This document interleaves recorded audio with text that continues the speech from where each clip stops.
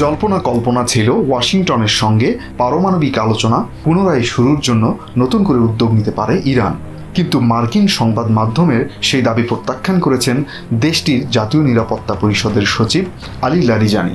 দ্ব্যর্থহীন কণ্ঠে তিনি জানান, আমরা যুক্তরাষ্ট্রের সঙ্গে কোনো আলোচনায় বসব না। দ্য ওয়াল স্ট্রিট জার্নাল দাবি করেছিল যে খামেনি নিহত হওয়ার পর ওমানি মধ্যস্থতাকারীদের মাধ্যমে আলোচনার প্রস্তাব দিয়েছিলেন ইরানের অন্যতম শীর্ষ এই নেতা, কিন্তু এই প্রতিবেদনের পরই এমন কড়া বিবৃতি এলো লারিজানির পক্ষ থেকে।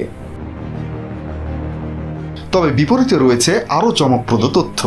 আন্তর্জাতিক একটি সূত্র বলছে, খামেনি নিহত হওয়ার পরই ইতালির মাধ্যমে যুদ্ধবিরতির প্রস্তাব দিয়েছিল খোদ যুক্তরাষ্ট্র, কিন্তু ট্রাম্পের এই প্রস্তাব সরাসরি নাকচ করে দেয় ইরান। এদিকে জাতিসংঘের মহাসচিব আন্তোনিও গুতেরেস এবং নিরাপত্তা পরিষদের কাছে একটি চিঠি পাঠিয়েছেন ইরানের পররাষ্ট্রমন্ত্রী আব্বাস আরাগচি। চিঠিতে খামেনির হত্যাকাণ্ডকে একটি কাপুরুষোচিত সন্ত্রাসী কর্মকাণ্ড হিসেবে অভিহিত করেছেন এই নীতি নির্ধারক। যুক্তরাষ্ট্র ও ইসরায়েলের হামলাকে বিপজ্জনক ও নজিরবিহীন উস্কানি বলে বর্ণনা করেছেন আরাগচি।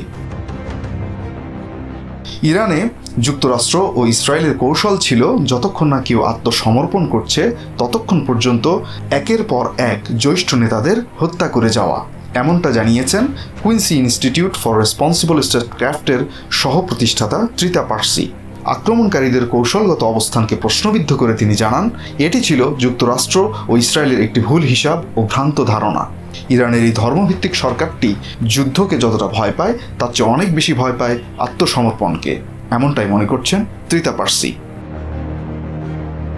আন্তর্জাতিক ডেস্ক, RTNN।